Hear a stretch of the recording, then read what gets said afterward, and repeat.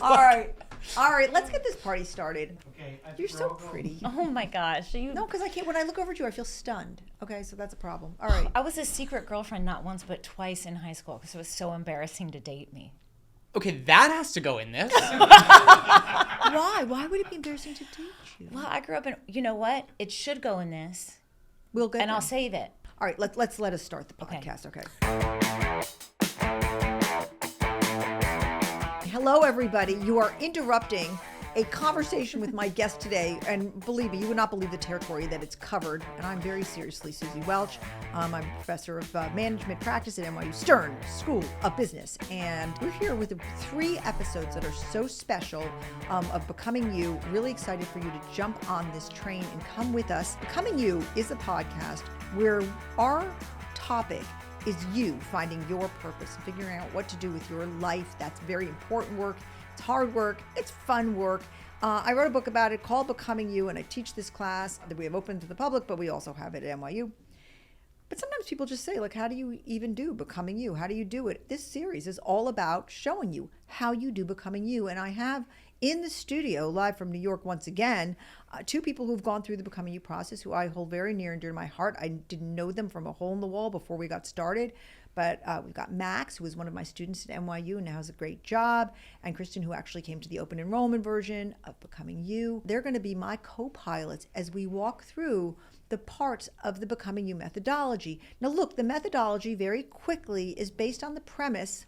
I'm going to pause here to say that Pierre's on my lap and he's snoring. If you hear that gentle noise in the background of this very serious podcast, it's a dachshund snoring.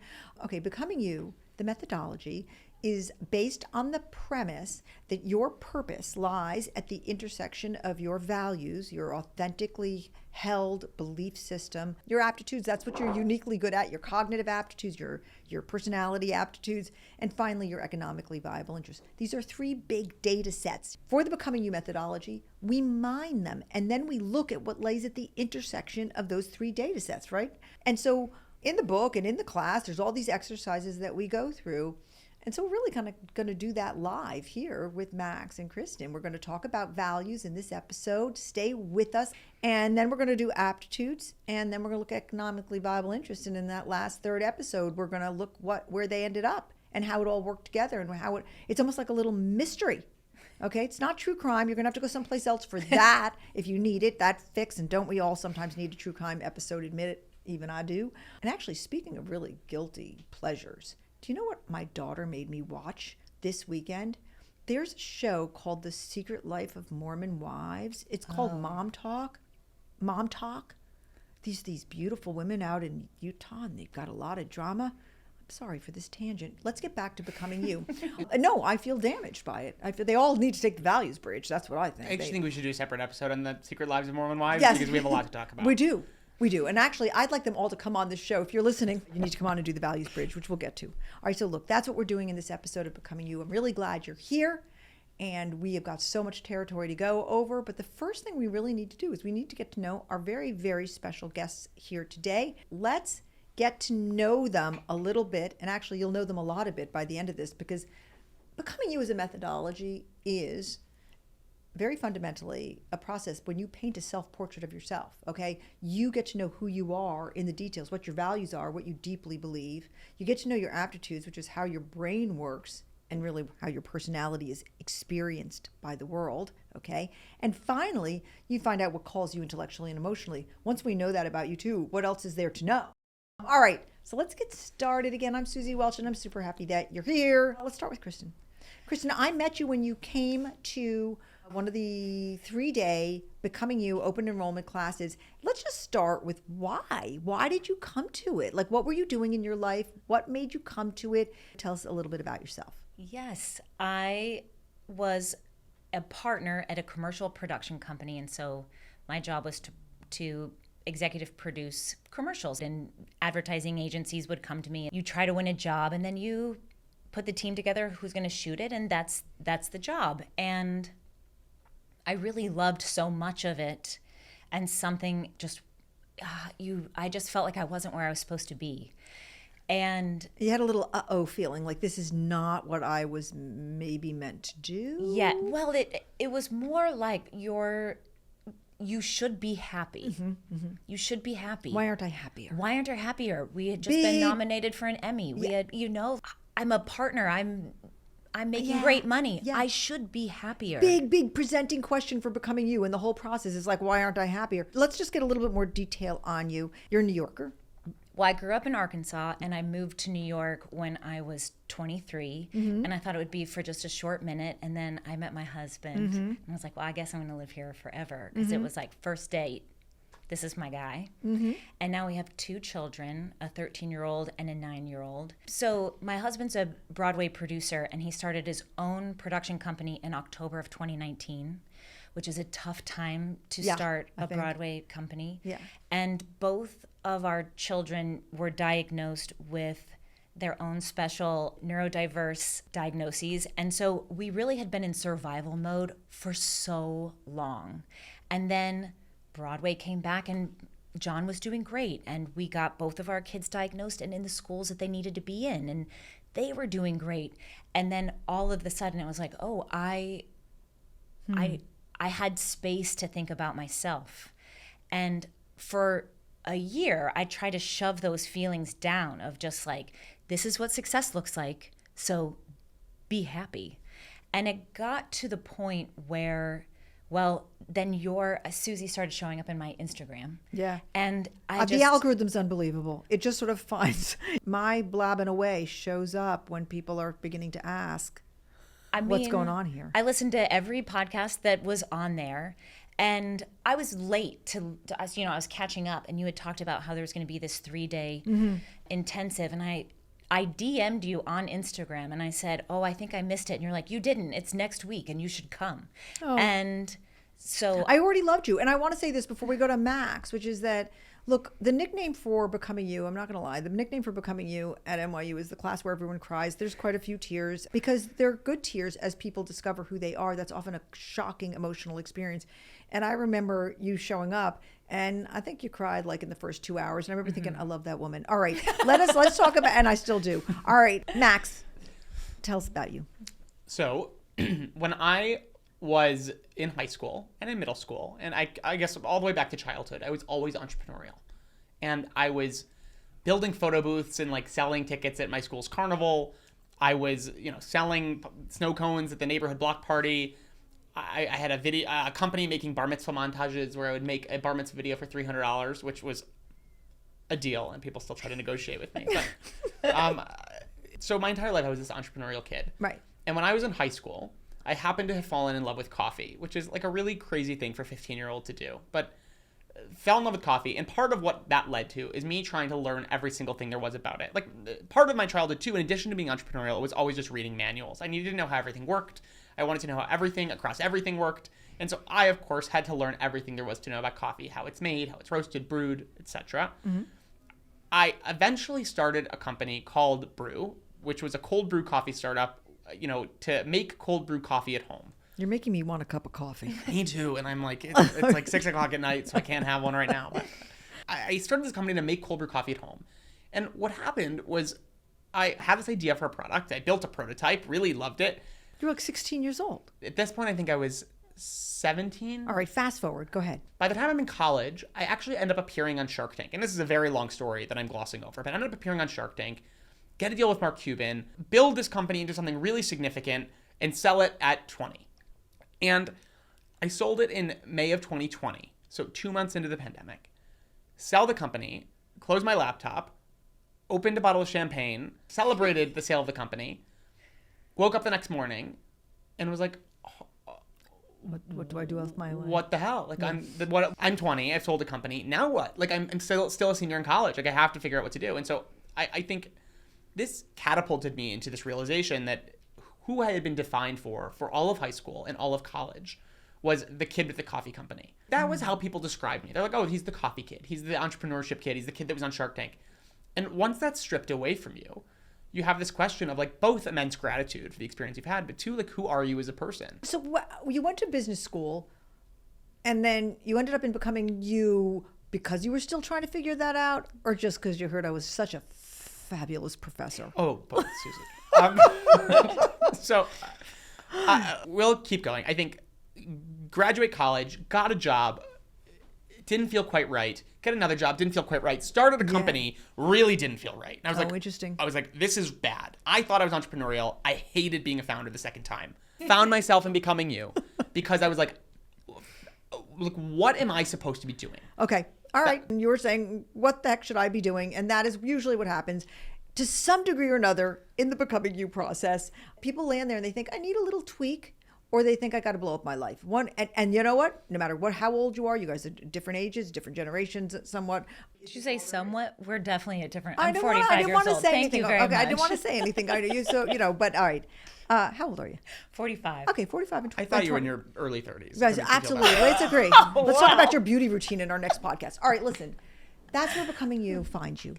Okay, just for those of you who have not gone through the process yet, or thinking about going and have got the book in your hands, or just listening to this podcast randomly as you're driving to get your coffee, that's where Becoming You finds you, where you are wondering, what should I do with my life? Look, the first thing that we do in the Becoming You process is we have to excavate your values. That's the first data set. And I will say this, I have done research that shows that almost no one actually knows what values are.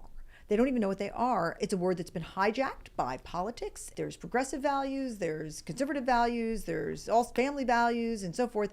People don't really know what values are, and they don't know the difference between values and virtues and personality traits and skills. And so I did research when I got to NYU as a professor to find out that only 17% of people even came close to knowing what values were. But here's what's worse. Only 7% of people can actually name their own values.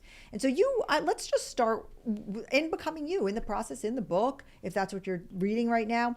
There are several exercises in the book that walk you through this process to figure out your values. But the king of all the tests is what we call the Values Bridge.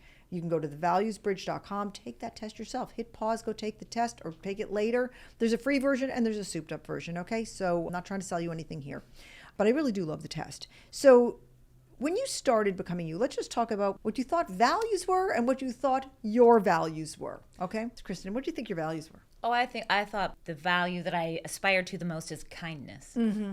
And when you shared, these aren't values, they're virtues, I was like, what has been my foothold this whole time? Yeah. Then what is it? Where am I? Yeah, I mean, look, this is a very fundamental point. Very generally, people think values are virtues. Kindness, generosity, integrity. And they're not values. Those are wonderful things. And guess what? We all agree everybody should have more of them. There's 15 human personal values, and everybody has a different level of each one of them. You know them because you studied it. Scope, beholderism, belonging, work-centrism, family centrism. If you want to know every single value and what it means, please go back and listen to the podcast. Episode 35 is the podcast where I talk about the language of values. I highly recommend it. Read about them in the book. But you thought that your value was kindness, and kindness is a wonderful thing. It just doesn't happen to be a value, okay? And I want to just point out that this is not something I expect anybody listening, or even my students when they come into class. I don't expect them to come in knowing what values are or what their values are, because that would make them very unusual. So I'm not surprised. Having kindness as something that you really care about is great, but it's not a value, as you came to find out. And hopefully that was life-changing for you to find out what your actual values were. Oh, I mean, my whole life changed. Okay, we'll get there. Hold that thought. All right, Max, what do you think your values were going in? So if you would have asked me to describe myself in terms of values, I would have said I'm very entrepreneurial. Mm-hmm. Obviously, I'm autonomous. Autonomy is a value. I didn't like direction, which is also value. A value. We can map these to whatever they actually are. Yeah. And that I was like a good person and loved my family, which are kind of values. Family is. Being a good person also kind of is. Virtue. Okay. Okay, we're nerding out here. Okay. Anyways. You'll soon, dear listeners, all of this will make sense to you. Stand by. Well, okay. and then yes. I worked for a company and I was like, okay, this isn't right. It's because I'm entrepreneurial and that's a value, which it's not. And then I started another company and I was like, the satisfaction I was expecting from this is not what I'm getting. I wanted something else. I'm not getting it. So like, clearly I don't value what I thought I valued. Yeah. Where do I stand? Like, what do I actually want to do, and what route of work will actually make me happy Right. and bring me satisfaction. All right, so then I get up in front of the class and I start explaining what values were, but I do something else, and I wonder if you can remember this for yourself. I start explaining what gets in the way of us living our values. I talk about those four horsemen of values destruction, and I can tell you this is when tears typically start flowing and people start nodding, and I think this is a very stunning moment. The four horsemen of values destruction, by the way, all start with E so that my students can remember them more easily. The first is expectations. We can have strong values and our parents' expectations, our expectations of ourselves get in the way of them. There's expedience. It's just easier. Non-friction. I'm just going to keep going along to get along. I love excitement. I love scope. I'm going to go live in the suburbs because it's just easier. Get my groceries in the driveway that way. Then there's events. Children are an event that can take you away from your values. We might all agree. And then there's economic security. And that could be whether you value money or not. That gets in the way of us making decisions that are based on our values. Do you remember learning about the values destroyers? I do. I remember learning about them. And I remember like my reflection really being just this like immense amount of gratitude and reflection of like, wow, I am in a very fortunate position right now to be like 25, living in New York City in grad school without a ton of massive financial stress. I can really do anything and I really can live my values right now, and I have to figure out what those are. And I had them in the back of my mind, and I think that like the part of me felt a level of relief, and then the other part of me was like, holy shit, now or never. Like, yeah, I mean, I want to say it. one thing about you, Max, because I know the end of this story. I do think you had one of the horsemen of values destruction in your life, and I think it was expectations. Because of your previous life with the brew and Shark Tank and so forth, you kind of thought the world's expecting me to be an entrepreneur, and I expect me to be an entrepreneur. That's been my identity for a long time. So I do think that you were right. You had a lot of freedom to live your values, and you wanted and you needed to find them out. But you did have a horseman galloping around. Yeah, you're right. I think actually you are right. That's something I didn't think about. Look, I want to just point out this is why I teach the class, okay? All right, let's go to Kristen. Did you have some horsemen romping around in your life? Yeah, this is when I started crying because all four of them applied to my life. Talk to us about it. Oh my gosh, I'm going to start crying. Expectations. The podcast where everyone cries. The tissues behind you if you need them. Expectations. I think growing up in the South, there's a way that you are told to be. Mm-hmm. And it's demure. And to be, shy and small, and you're in service to, everyone. Fit in. Events, we had a lot of events happen. It was survival mode of, I will make this family okay. What were the other ones? There's expedience. Just don't rock the boat. Yeah. I came to New York as an actress, and I came into advertising because I got a temp job at a post house facility, and I thought, this seems cool, but it was never intentional. And then I ended up being good at it in some way, and I was like, well, I guess I should just be grateful that I'm. Mm-hmm. And then when it comes to money, it's just easier to keep that job and follow the flow, right? Just easier. And whenever I would kind of get uncomfortable, and it was like, you should be thankful. Mm-hmm. You should be thankful. And then when it comes to economics, living in New York is expensive, and kids are expensive, and kids with special needs are really expensive. Yeah. And so you were making a job with the big bucks, and all four horsemen came galloping in. That moment, I can like picture it up on the screen. Yeah. That moment was, well, I just remember thinking, I'm so grateful I'm going to be here, and this is actually going to be way harder and more emotional than I thought it would be. I had a student one time, I was teaching this, and I had the four horsemen up, and she had tears just streaming down her face, and she made this gesture to me where she put the number 4 in front of her chest. In other words, to indicate to me all 4 are in my life. We'll be back to our conversation with Kristen and Max in a moment. This is Becoming You.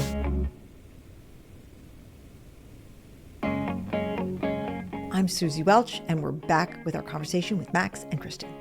Okay, so we went through the 4 horsemen, and then we started doing the exercises to figure out what your values might be. And there's a whole bunch of different exercises we do. If you're interested in all of them, the book has them all. But I want to just talk about 2 quickly before we talk about the values bridge, which is, as I say, the king or queen of all the exercises. One is, whose life do you want anyway? And this is where I say, I am the queen of the world, and you now must change lives with 5 or 6 people. They can be real or they can be fictitious. You can know them. They can be dead. They can be alive. You've never met them. They can be famous, whatever. And I want you to write down have to switch lives with somebody, who are those people? What are the reasons, and what would you leave out? And then I ask you to look for patterns. And this is a very stunning experience for a lot of people. For instance, I've had students who are very firmly going into banking, and then they list their 5 people and they're all entrepreneurs, or they're all stay-at-home parents or whatever, and they're like, oops. And so this is one way I separate people from their identity issues so they can start to look at their values. Do you remember who you might have had on that list? So 2 people immediately come to mind that I had on the list. One was the president of Absinthe, Steve Spinelli, because he was like the founder of Jiffy Lube, this like massive entrepreneur, and then totally shifted into a world in corporate America and like becoming the president of a bureaucratic university. Interesting. And the other was somebody from Michigan, where I grew up, who happens to be the CEO of a bank, and I think he just recently sold the bank. And but isn't that interesting? The 2 people you had were sort of corporate leaders. Yeah, and I remember looking at the paper and saying, this is so interesting. These aren't like the Mark Zuckerbergs and the Jeff Bezos of the world. These are the people that now nobody really knows. Yeah. That have built amazing companies and amazing families and amazing lives and amazing wealth without being splashed across the headlines. Interesting data. Kristen, who was on your chart? Brene Brown, Michelle Obama, and Ramit Sethi. It's a stupid name. I Will Teach You to Be Rich. But he started this blog when he was in his 20s. But I used his book to learn how to manage all our finances. Right. And he made it so accessible. I mean, when you think about the 3 of them together, it's so obvious. But I really was... Well, what was obvious? Like, what was the pattern that jumped? Well, they all have a very strong voice. Yes. They're all teachers. Yes. I mean, Brene and Michelle are like, they inspire me as a mom and as a wife because they take up space. Yes. But it all happens, there's, that balance of strength and warmth. And and they are so clear about what they want to talk about in the world. Yeah, they're really out there, aren't they? They're really out there. We now know that they have high scope, but we'll get to that. There's another exercise that we do together that is the Alpha Omega, which is 3 questions that prompt you to reveal your values. I just want to talk about your answer to one of those questions. And it's a question that asks, what would make you cry at your 85th birthday? And this is about legacy, what we want to leave behind or what we want to fix. People cry at their 85th birthday from regret, about an unfulfilled dream, about an unlived life. And it is a question it's this one simple question, but it can really show your values. Kristen, do you remember what you answered to that? Yeah, it undid me. My answer was that I would have unintentionally been a martyr in my own life. Oh my God. Right. So it's almost funny because what you were saying is like, I would cry if I just given my life over to being a picture of me instead of me. And this is, to me, so much speaks to your value of scope and authenticity, voice, and so forth. So your values were beginning to emerge. Max, what was your answer to what would make you cry from regret at your 85th? So the first was if I was alone. Yep. Meaning if I wasn't with children or if I wasn't with siblings or, as I envision it now with my parents who hope, I imagine will not be around at my 85th birthday. And the other was like if I hadn't achieved. Mm-hmm. And if I had just like lived a monotonous life of like routine and stability. Right. So the values beginning to emerge here. We have names for these values. We put it all together then by taking the values bridge. The values bridge asks you 88 questions and it looks for patterns and does all sorts of amazing things with its algorithm. And then it gives you a list of your values. Do you remember getting back the results of your values bridge? I do. What happened? So my top value, period, was beholderism. Okay. And I imagine that was a proxy at the time for being in this like very transitional space, looking for a new job, feeling very out of control, wanting to control everything in my life. And so if we scrub for that, which I still have a high value of beholderism, but I think that Beholderism, let me just insert here that beholderism is a really interesting value. It's the value that I often say needs a support group. Because when people find out they've got beholderism as a high value, and by the way, I do too, people are like, I can't be that person. But guess what? You can be. Beholderism is a value. It's one of the oldest values. It actually shows up in all the values inventories that have been created in academic settings. And it's typically called aesthetics. And it is the value that says, that it's a measure of how much you care about how things look, okay? How your home looks, how your stuff looks, and how you look. And look, people say it means I'm shallow. And I'm like, I don't know. It may mean that you really want harmony. There's not a lot of things we can control in this world, but we can control how our things look and how we look. So you had beholderism as number one, shows up all the time. And by the way, you look great. Okay, so okay, your beholderism is being expressed. What were your other top values, Max? Oh, I had achievement as a top value. Yes, and you know where that showed up? It showed up in your whose life do you want, and it showed up in 85th birthday crying. Okay, achievement. And achievement, by the way, is the value. It's quite self-explanatory of caring about seen success that other people can see. If you have high achievement, you want to have accomplishments. And if you are low, if achievement is like your 14th or 15th value, you just don't care about winning and losing. You don't care if you're successful or not. And guess what? No good or bad in this. No shade, no cheers for this. Your values are your values. If you're not hurting anybody, you just have to have your values. Okay, what were some of your other top values? Family centrism was number 2. And I think that's also indicative from all these activities, right? Yes. That we're like, having a big family and having family close to me is important. Family centrism is the value that reflects how much you want your family to be the organizing principle of your life. And it's always shocking when parents get back and they see that family centrism is like number 11. And I'm like, do not beat yourself up. I have low family centrism, and I would give my kidneys, both of them, to my children. Okay, I would give everything to my kids. I love them and I adore them. I do not want my family to be the organizing principle of my life. So it's not about love or loyalty, but you have it as number 2. Beautiful. Okay, what else? And then I had very high work centrism. Yep. Which is just, I want to work hard, and I always want to. I find immense satisfaction through the act of working in itself. And that's the definition of work centrism. Work centrism is the value that measures how much you like work for work's sake. Okay, if you wake up in the morning and you think about work and how you're going to organize your life around work, you have high work centrism. People with high work centrism are often called workaholics. I think the word aholic is something you call somebody who's got a disease, and I prefer to say somebody has high work centrism or you have low work centrism. Somehow, I have very high work centrism, but I managed to have a lot of children who have low work centrism. And you know what? I can't judge them because their lives are wonderful and they're living their true expression of who they are. Kristen, what did you find out your values were?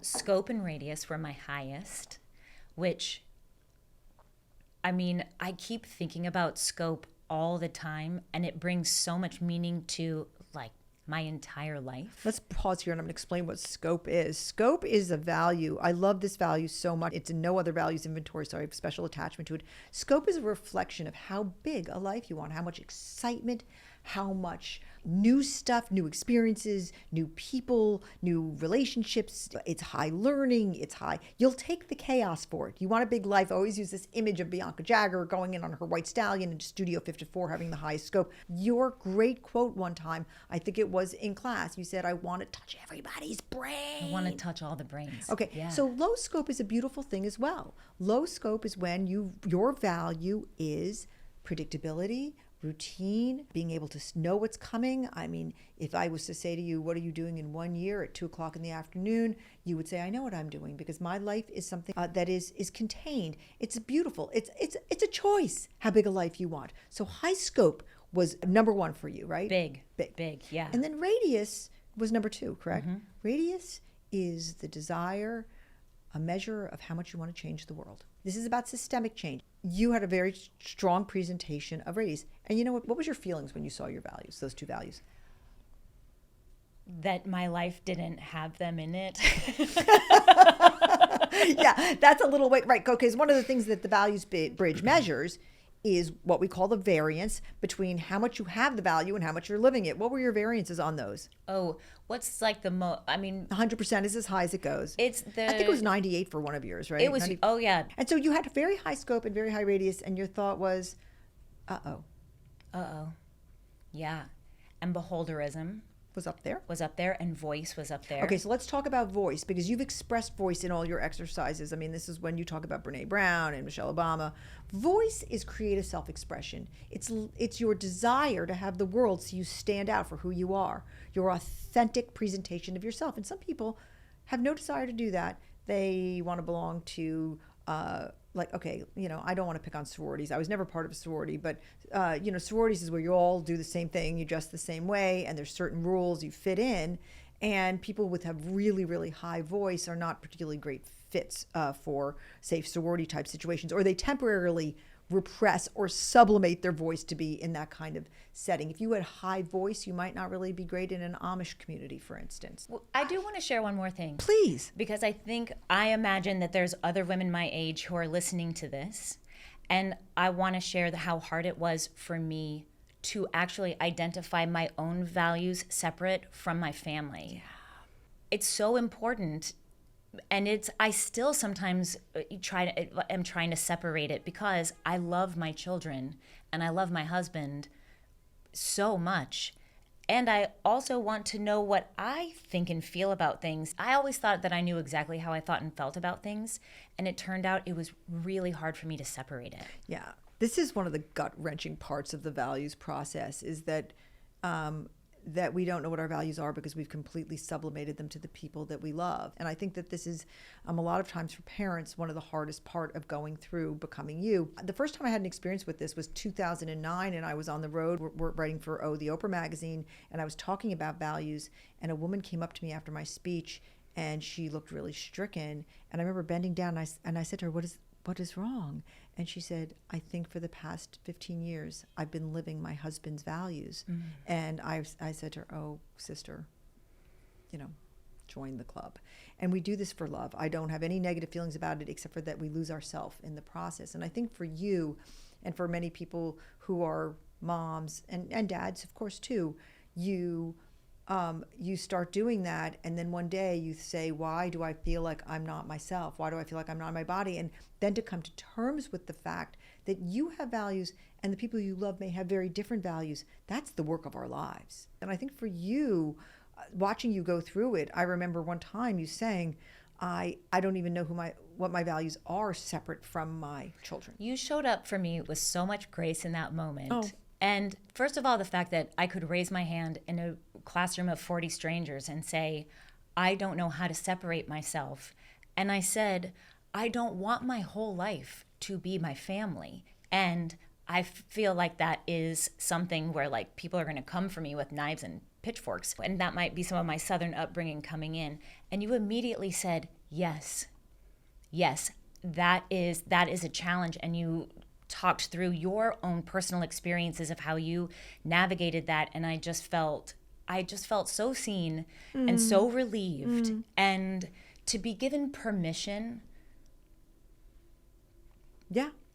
I'm going to start crying. Okay, it's all right. I'm not too. I would say it is giving ourselves permission to know who we are. Yeah. What an incredible experience it is to say, I am this person. What you just said is okay, there are these expectations that moms act certain way. And for working moms who and for moms in general, who take the test, they see that family centrism is not in their top 5 or 3, and to say, this isn't about love. This is about how I define myself and organize my days, and it's not going to make me a bad mother. And the freedom that the language gives us. You had previously asked us to describe becoming you in one word. Mm-hmm. And I said relaxing. And when you just said relieving, it brought it back. In the sense of this doesn't have to be this massive life transformation and realization. It often is. Mm-hmm. But what becoming you is just data. And it is learning to have the tools to discuss yourself in your own life and to understand yourself on a quantitative level. Mm-hmm. And I think just that data alone is helpful. Even if you know the data and you hold the data and you don't ever do anything with it.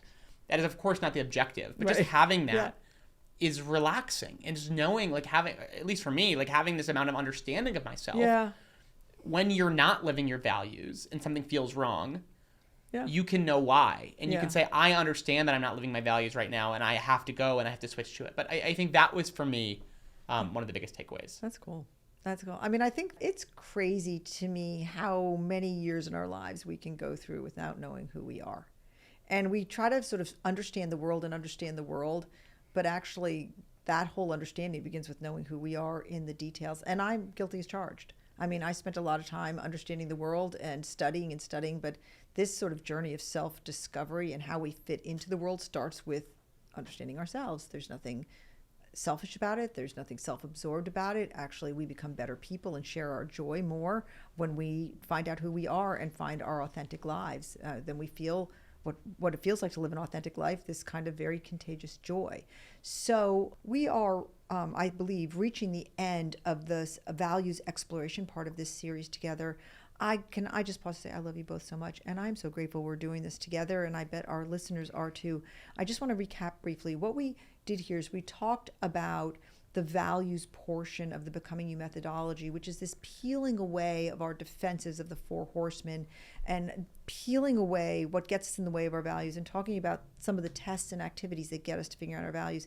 And we're going to get to the end of your stories. If you got to listen to the whole series to know the end of these stories, but you came in with some questions about what your values were, and you came out with a much stronger sense of not only what your values were, but how fully or not you were currently living them in your life. This was the first piece of data that we closely looked at. And we're going to talk next time about what you learned when you learned about your aptitudes, both your cognitive aptitudes and your emotional personality aptitudes. Let us leave it there. I'm Suzy Welch. I'm so glad you were with us. Max and Kristen, you're the best. To my listeners out there, thank you so much. See you soon.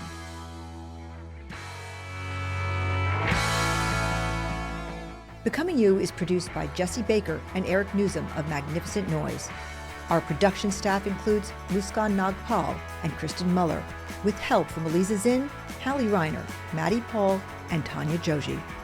I'm your host, Suzy Welch, and this is Becoming You.